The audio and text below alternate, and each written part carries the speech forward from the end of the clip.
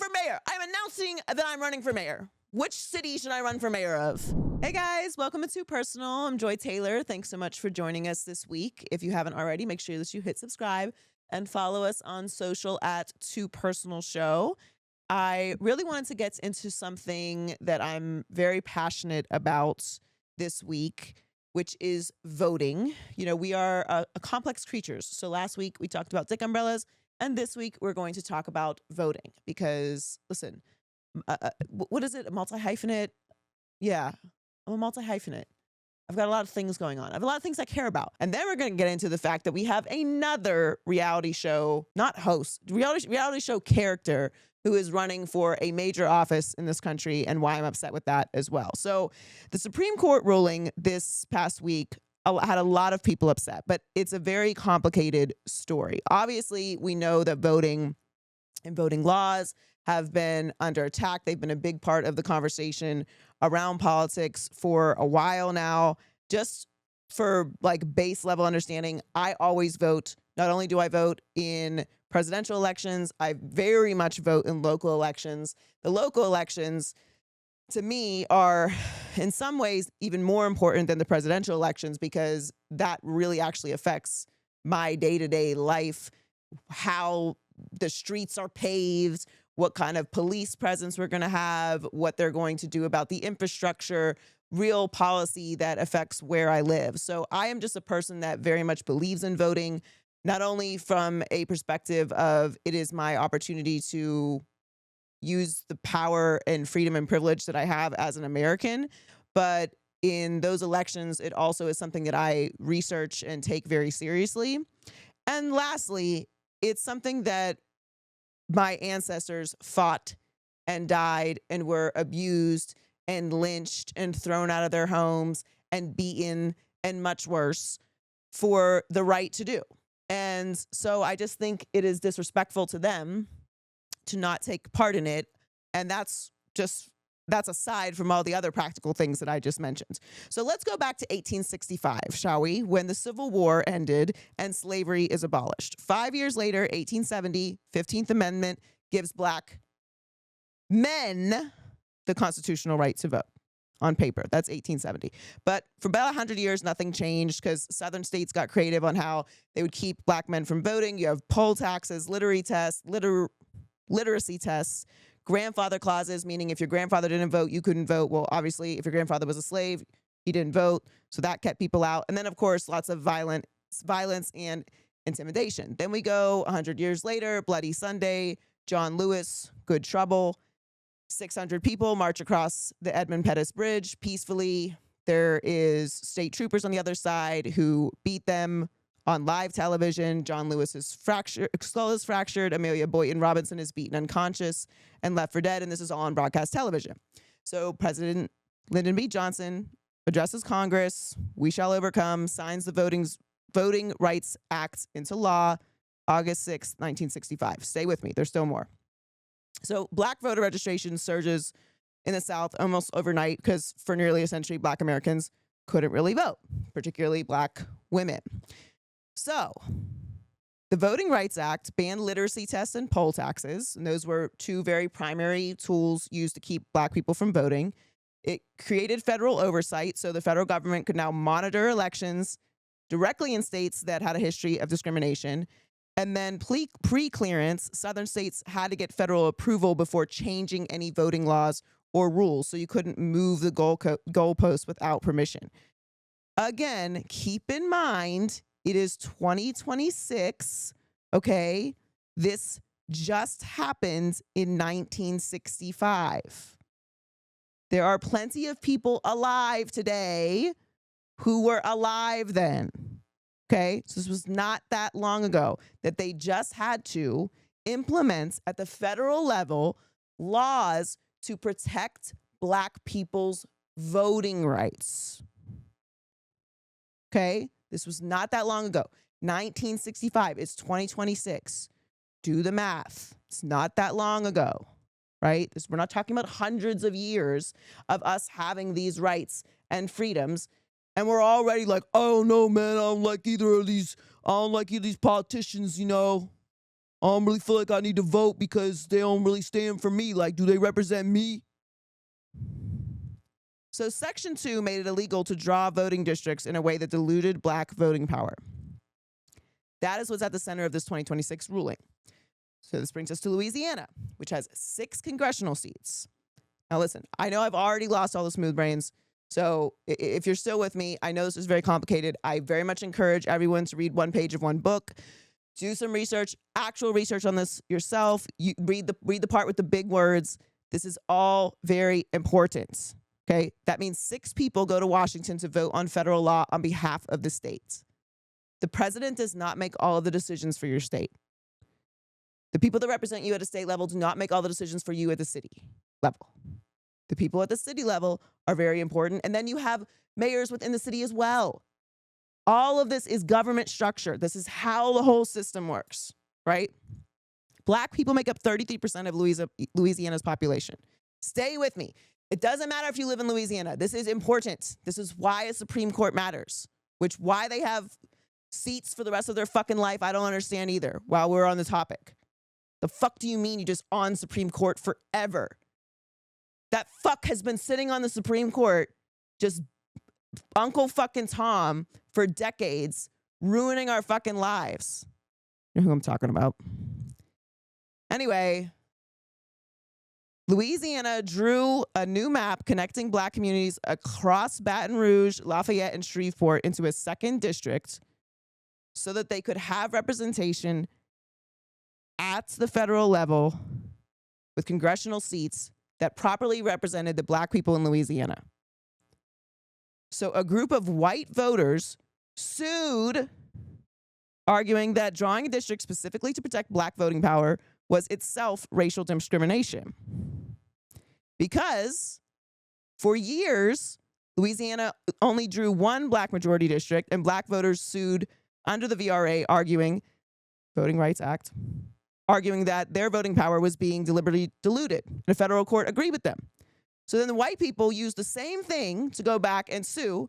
Think about this. White people are so afraid of your vote that they sued to take, using the same logic, right, that allows black voters to have a voice, sued saying that drawing a district that includes black voters is discrimination. And on April 29, 2026, the Supreme Court agreed with them, 6-3. So now it's racist to include black people.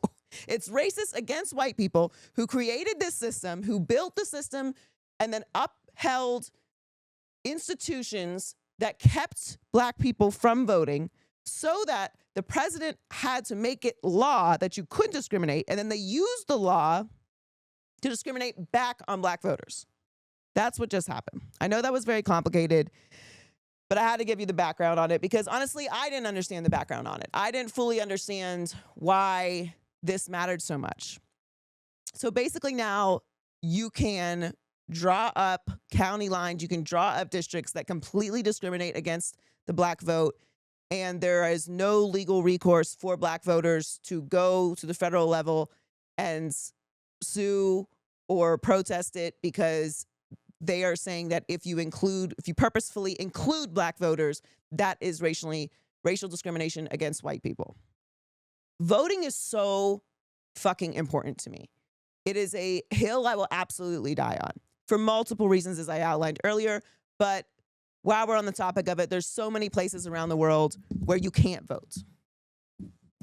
There's so many places around the world where you don't have a voice at all. You have no say in what the government does. You have no ability to go outside and make a sign and say, fuck Donald Trump. The consequences are way too dire. You are choosing between life and death in order to do that. There are places around the world where women have absolutely no rights at all. They are currently living in Gilead.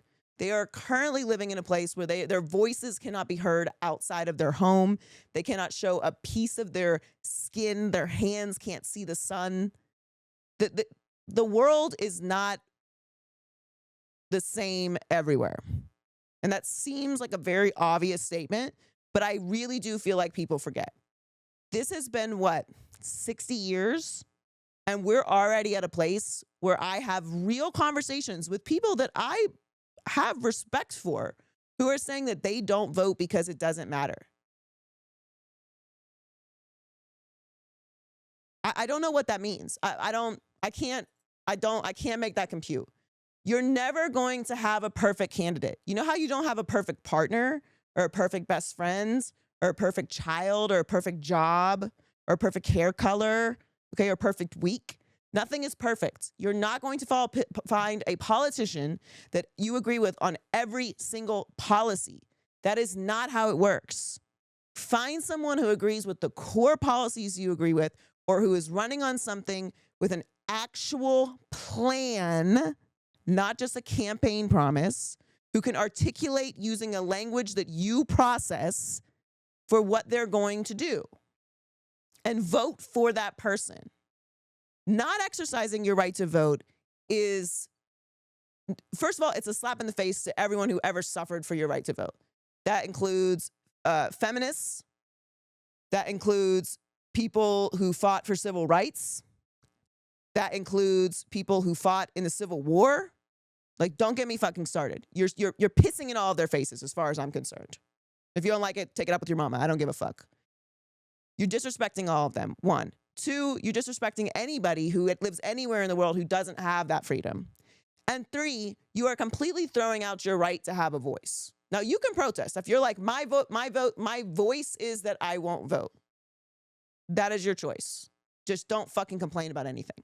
Don't complain about a goddamn thing. You can't complain that the person that you didn't vote for is doing what you don't like. That is not how it works. So once again, we are faced with, not everyone, obviously, just the residents of Los Angeles, but I wanted to bring it from the federal level to now the local level for where I live. But I think this is a reflection on everything that we're dealing with as a society. Spencer fucking Pratt is running for mayor of Los Angeles. And just last week, I was like, you know what? I'm not worried about it. The people of Los Angeles aren't that stupid. And then like just a few days later, the poll numbers are reflecting that actually the people of Los Angeles are really fucking dumb. And I don't care what you think about Spencer Pratt. And I have plenty of personal, I don't know him, but I have plenty of personal opinions based on how he has lived his life up until this point about who he might be. But that aside, whether he's a good person or a bad person or a smart person or a kind person, I don't know none of that shit. What I do know is he's not a fucking politician. He's not a government official. He's not a public servant. And the same conversation that I had with people who I thought were intelligent about Donald Trump the first time that he ran for office is the same conversation in the same playbook that they are using for Spencer Pratt, which is we need something different. No, we do not need something different because the system is not different. The system has not changed. The system is exactly the same. We don't need something different. We need something better. Spencer Pratt is not better. So not only is he not qualified, not only is he not intending on serving the people of Los Angeles, which is your fucking job as a government elected official, you have shown not a single drop of a plan for anything. Now, any of you who follow me in any space, you know how I feel and what my passion for people who are suffering from homelessness is. It is a big part of my platform. I have a nonprofit foundation that works with homelessness. I am on the board of multiple organizations that work in that space. It's very important to me. It is not a simple subject. It is not something that I take lightly. And it is not something that I think is solvable overnight. However, I am fully aware of the impact that the homeless situation has on the city of Los Angeles because I fucking live here. And I'm aware of how it affects a lot of communities around the country. Propping up the homeless to run for office is despicable to me. It's despicable because unless you are immediately following up any mention of homelessness in Los Angeles with an action item plan for how you are going to fix this as a politician, you're going to get in office and you're going to do this, and this, then you are just using the homeless as a prop. He posted a video of a woman who was in water, I think it was a fire truck or something, running off Clearly this person is living on the street, having a mental breakdown. Honestly, I don't even know if it was AI at this point because I can't keep track of this fucking bullshit. But the point is, he put that video up as an example of someone that's going through something and said, this is Karen Basura's Los Angeles. First of all, are you Latino? Do you speak Spanish? I don't know. Does someone want to ask him? Because I don't know how you co-opted a language I'm assuming you don't speak. I've never seen him speak Spanish. So he's completely copying the Trump playbook on making up nicknames for your opponent. Calling a black woman trash also is just never going to stand well with me personally. But beyond all of that, dehumanizing someone who is suffering from homelessness to make an example of what your political opponent has failed at, whilst not providing a single line item of a plan for how you are going to do anything to fix all these quote unquote problems in the city of Los Angeles, is a direct reflection of how much we have lost the plot. Unqualified people do not deserve platforms. Unqualified people do not deserve to be serving in public office. If there is a system in place like our United States government, you should be moving up through the ranks appropriately. I'm not going to a doctor who didn't go to medical school, okay? I am not going to go to someone who has no qualifications whatsoever, with no peer study, nothing. You have no resume. When I have to do all that I have to do as a black woman to get a phone call, let alone actually be in the media business for 20 fucking years, I don't want to hear about it. Listen, if you want to start a podcast, have at it, Hoss. Get you a little camera and do your little bit. But if you want to run one of the largest cities, one of the most important cities in the world, for that matter, one of the largest cities in America, one of the most populated cities in America, one of the most influential cities in America, a city that whose policy and actions actually affect most of the rest of the country, be fucking qualified to do it. And if you're not qualified, show me why you should. Okay, cool. You're different. You're coming from a different space. Great. I got a big brain. I can listen. I'm fluent. Explain to me what the plan is. And I just feel like we are just in this place where we're inundated with information. We're constantly battling fake shit, and is this real, and where did this come from, and this person doesn't have any qualifications, this person's this and that. Like, shut the fucking noise off. At the end of the day, read a page of a book. You have a responsibility as an adult in the United States of America, as a citizen, and as somebody who every single person in this country at this point is aware that we are living in some fucked up times. You can't afford groceries. You can't afford gas. Airlines are shutting down. We're at a fucking war for no reason at all. We've spent more money on this fake war that he promised everyone we weren't going to be in. With the money that we've spent on this war, we could have funded healthcare. We could have funded free college for everyone. We could be a country that actually reflects the things that we say we do. And instead, we're at a bullshit war. Do you know why? My guess is that there were a couple government contract people that wanted to run it up real quick on a couple tanks. Might be part of it. Somebody's making some money, and it ain't you. So at the end of the day, I'm not really talking to black women because black women always vote. We gonna vote, honey. We gonna get our little soft, comfy shoes on and a water bottle and stand out there with our umbrella and sunscreen or whatever the fuck, snacks, okay, in our audiobook, and we're gonna stand a fucking line and we're gonna vote. We're going to do that. The numbers always reflect that.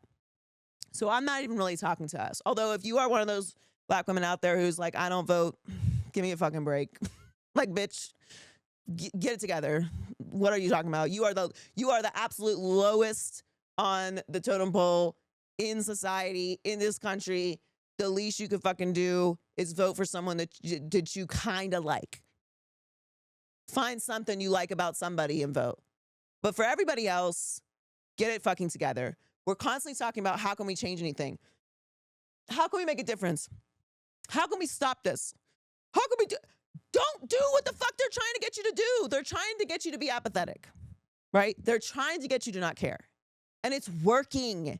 It's working. How could you have the fucking audacity to run for mayor of Los Angeles? I'm going to run for mayor. I'm announcing that I'm running for mayor. Which city should I run for mayor of? Because at this point, it doesn't fucking matter. You can have no fucking idea what you're doing. And if you have a good media strategy and you're insulting enough, you could win. I'm the meanest bitch you know. I promise on God. On God, if I want to hurt your feelings, I will break your fucking heart. Please put me on a fucking political. Who do I need to debate? This is crazy. I am limiting myself because I have too much pride and self-awareness to want to take a position. I won't even take a fucking television job that I feel like I'm not fully qualified for. And people who fucking used to sell crystals are, what did he fucking used to sell? Little rocks and shit? Uncharged crystals? I'm not buying no fucking crystals from a white man is what the fuck I'm not doing. I am not doing it, bitch. Nope. No. No. I'm going to House of Intuition. House of Intuition is as corporate as I'm going to get when I get my crystals, babe. It ain't going to be from Spencer Pratt. I am not buying no fucking crystals from a white man. That's crazy. Is he even like a Viking heritage? I can't do it. Was he selling that or was he selling crack? Crystals, okay. I mean, you never know. We have a felon as a president. We have to be clear, okay? I want to give good information to our loyal viewers. I don't want, but whatever. We have a crackhead as a Secretary of Health. So literally anything is on the board. We are living in an SNL skit. We are living in a South Park skit. I want us to break free. I want to break free. Please free us. Like, go vote, read a fucking book, take yourself seriously, take a situation seriously, take your ancestors seriously. I don't know, right? Like, just care about something because this is absolute bullshit. And listen, Spencer Pratt is welcome to walk his ass down here and sit on this couch across from me, and I will have the conversation with him and he can lay out every fucking plan he has. I don't think it's going to happen, and I don't think he has a fucking plan. And I'll tell you what. If y'all want to run it back with what the fuck did he say? I have an idea of a plan. I have a concept of a plan. Yeah, that don't work for me. I need a plan. I need a deck. Canva, excellent program. Okay, they have slides prepared for you. Type the information into the slides, send it over. Okay, you don't even have to put in a PDF. Just a little link, little shareable link. Okay, there's many ways to get this information out. I haven't heard a plan, and I'm tired of talking about something different.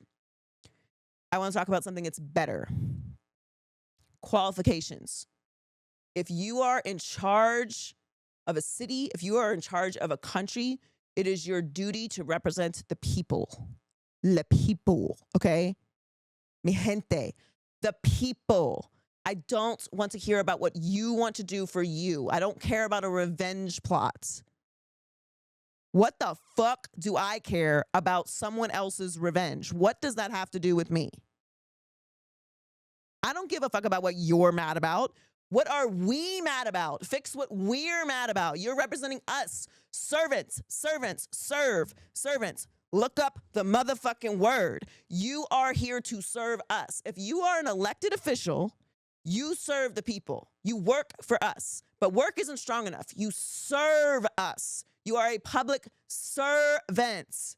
Get it right. You're not getting elected to serve yourself. And the reason that this whole system is so fucked up is because everyone has become fanboys. Everyone's gargling on each other's balls about what the fuck their favorite fucking politician is. You know what my favorite fucking politician is? The one that does their goddamn job. Because that's what my taxes go for. And I can promise you, I pay a lot of them bitches. Every single one of them little pennies that adds up to a whole fucking lot better go to a politician that does the fucking job for the greater good of society, as they were elected to do. Serve me. I don't give a fuck about a fanboy. I don't give a fuck about this my favorite president or this my favorite what the fuck is a favorite politician? Girl, I got a favorite author. I got a favorite musician. Okay, I got a favorite band. I got a favorite fucking type of shoe. Politician, the fuck did you do for me today? That's my favorite thing. You guys are all such groupies. Oh, I'm going to wear this shirt. Oh, I'm this. I'm a conservative. I'm MAGA. I'm a fucking Republican. Blah, blah, blah. What are you talking about? You sound like a motherfucking Jonas Brother fan, my guy. You sound like a believer. If you want to suck his dick, just say that. What you don't give a fuck about is if your groceries are cheaper. You want to be a part of something because you're a fucking lame. And that's the reality of it. Get your shit together. And I want to be so clear, Black women already vote. So I'm not even this. You already know the speech isn't for us. I already know what my sisters are doing. Voting. What do you mean we have to do a fucking campaign to get you to register to vote?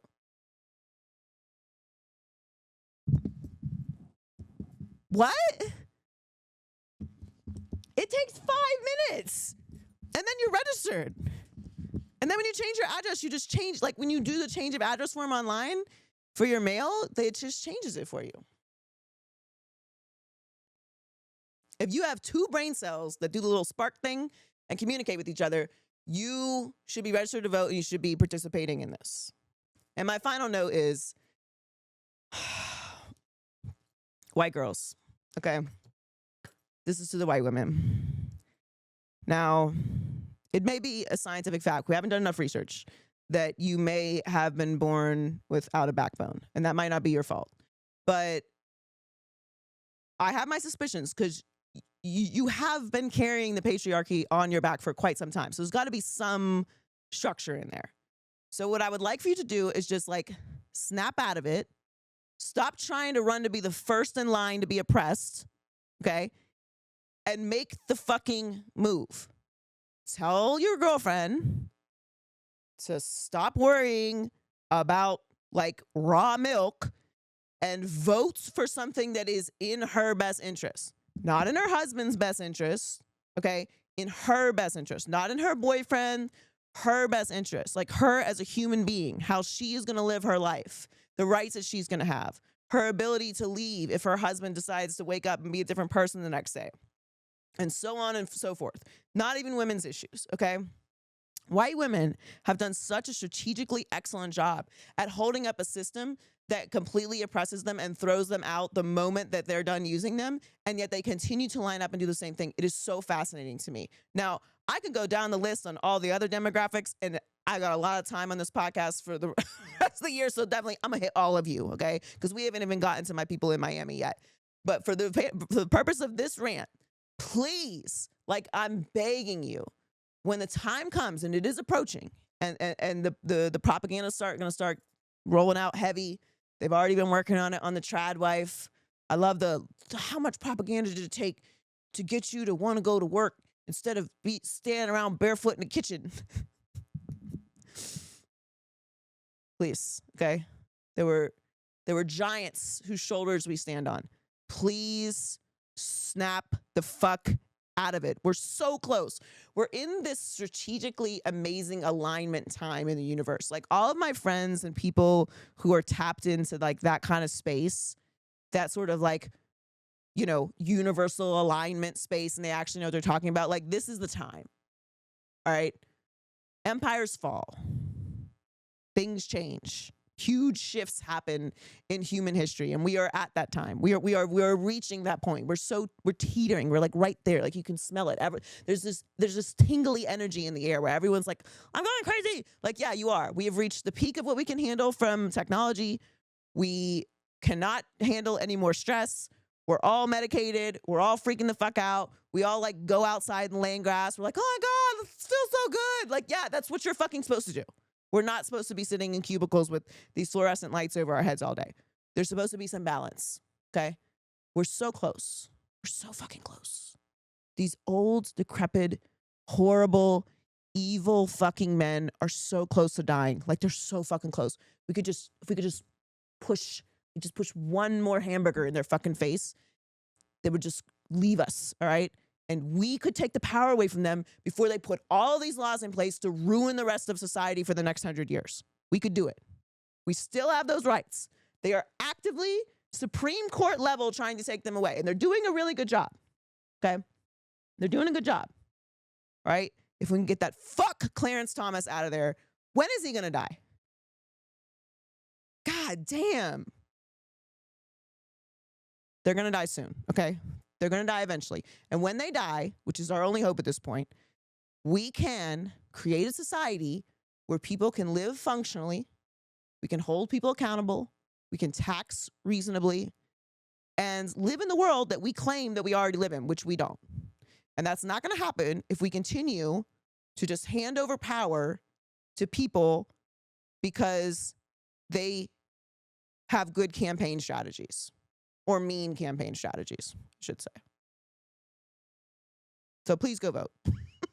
That's what I got for today. All right, it's time for Never Too Personal. If you want to be a part of the show, email us toopersonalpodcast@gmail.com, or you can DM us at toopersonalshow on any of our platforms. And on Sunday, we place a little prompt so you can put it in there as well.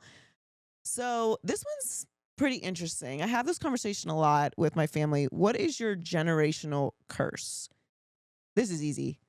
Avoidance. Ooh, my family loves to avoid a conversation. I do not understand it. Listen, we all procrastinate on things. We all get anxiety. We all put the tough conversations off. We avoid being uncomfortable. Nobody likes that, right? A person who seeks out confrontation is not someone anyone really wants to have conversations with anyway. But avoidance is a terrible curse. Avoidance is one of those things where it is an inevitable outcome, right? Like the ship is coming into harbor. There's nothing you can do about it. What you could do is have a conversation to lessen the blow, to give your side of the story, to provide context for people who are going to want it, to clear the air, to prepare things. It's not like having kids and having property and businesses and not having a will or estate.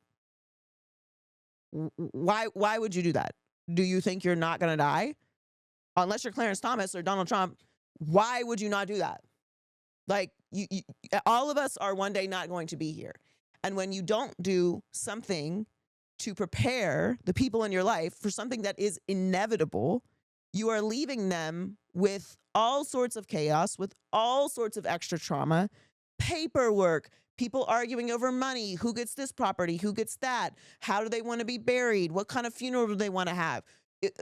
They're in the hospital in the ICU and they're on life support. Do they want to be taken off? All of these decisions and all this extra trouble could be avoided with 2 hours on a Zoom with a lawyer. You did all that to get the property. You did all that to build your businesses up. You have a family, and you're just practicing avoidance. Now that's a thing a lot of people deal with, avoiding that conversation. I have one because my money manager was like, "Yeah, we're not asking you. You have to get this done. We're not going to do this work for you anymore if you don't get this done." So I got it done, and now it's great. And everyone knows I want to be buried in a tree. I want to be cremated and buried in a tree. All right. I want a party. I do not want a funeral. I want a party. Okay. Party. I want music. Okay. Preferably old school. I like some good eats. Obviously there has to be a bar. Feel free to smoke or do mushrooms if you like, if that's your bag or not. I don't discriminate against those who don't partake anymore either. You can have a mic with a timer. Don't be up there giving no 10-minute speech. You didn't know me better than anybody else did. Okay. That, and just have a day and get out of there. All right. We don't need a pine over this too much. Have a shot when you think of me and you're in Brazil. That's what I want. Right. Whatever it is that you want, just get it done. But I'm talking about that on a morbid scale. There's so many different ways that people practice avoidance, and it is maddening to me. And I took it upon myself as someone who absolutely had this curse to do the work to push through it. Now, maybe I overcorrected. Maybe I'm a little too upfront. Everyone always comes to me to solve the problems, and I'm happy to tell them this is not my fucking problem, and I am not having the conversation for you. Have the conversation yourself. The amount of times that people come to me well, this is what happened. You think you could talk to them? No. I mean, I could. I know I could talk to them, but then I'm in the middle of your shit. Just have the conversation. Normal conversations, scary conversations, uncomfortable conversations, weird conversations, awkward conversations, conversations about money, conversations about childbirth, conversations about your will. You have to have these conversations. And yeah, it is it's a thing. It's a societal and cultural thing for sure to not talk about the problems that are going on. Nope, you keep the problems in the house. Everybody doesn't need to know your business. Da, da, da, da. That thing has been drilled into a lot of people in a lot of different cultural ways, and I get that. And I'm not saying you need to spray your business on the internet, okay, like a raccoon piss, but you do need to address things that are inevitable, things that are going to make your life healthier, your relationships healthier, to avoid trauma for other people. And listen, I will not be a hypocrite that I am in no way perfect at this. I struggle with it still. That's why it's a curse. I actively have to work through it. I have to talk to myself before I have conversations that I don't really want to have. I have to prepare myself. I'm a big shower talker. If you catch me in the shower, I'm going to be babbling to myself. I do this so much that I forget other people are around and I'm talking to myself. I was doing that this weekend. I was just having a conversation with myself and I was like, oh, shit, not alone. Sorry, guys. I do this a lot. Just talk to myself. Do it if that's what you got to do. But yeah, avoidance. Oh my God. Ugh. I hate it. And it's all because I'm always invited to the cleanup. I'm so rarely invited to the party. You don't want my opinion. You don't want my strategy. You don't want my help. But then as soon as everything fucking blows up, then, oh, you know who would be useful? Joy. Joy would be useful now that everything's fucked up because nobody could have a conversation with each other. I don't know. I know a lot of families have different things they struggle with. And this is by all means not the only thing, but it is always a thing that comes to the top of mind when we have the generational curse conversation. Like, whew, stop avoiding shit. It really makes a big difference. I would love to know what other people's generational, what is your family's generational curse be? Like number one. I know we got a lot, but like number one. Every family has like a good 10 to 15, but it's like, oh my God. But you know what? Secrecy. Okay, so that's a little different than avoidance. Because avoidance is everyone kind of knows what's going on, but nobody wants to talk about it. Secrecy is something else entirely. Yeah, secrecy is tough. I mean, yeah, but there's a lot. Like there's a lot. Some families just struggle with substance abuse. Like lots of people in their family just have substance abuse, and like it just runs in the family, and it rips the family apart. Like there's money problems for some people are the number one thing. Like there's so many different ways that people get self-sacrifice, like overly self-sacrificing. Oh yeah. Girl bossing too hard. You know what? We're going to do a rant on the girl boss. We are going to do a rant on girl bossing because girl bossing is under attack. And I get it, believe me. But we're not done with the girl boss era, y'all. I'm so sorry to disappoint you, but we are not in our soft lives yet. Yeah, for sure. You have to address the traumas before we turn down completely. But yeah, generational curses or something else. I'd love to hear what yours is. But if you want to be a part of the show, twopersonalpodcast@gmail.com, and Too Personal Show. Thank you for hanging out with us today. Make sure you hit subscribe and tell your friends about us. If they don't like to listen to voting, maybe they want to hear about a dick umbrella. There's a lot that we cover. Have a great week, guys.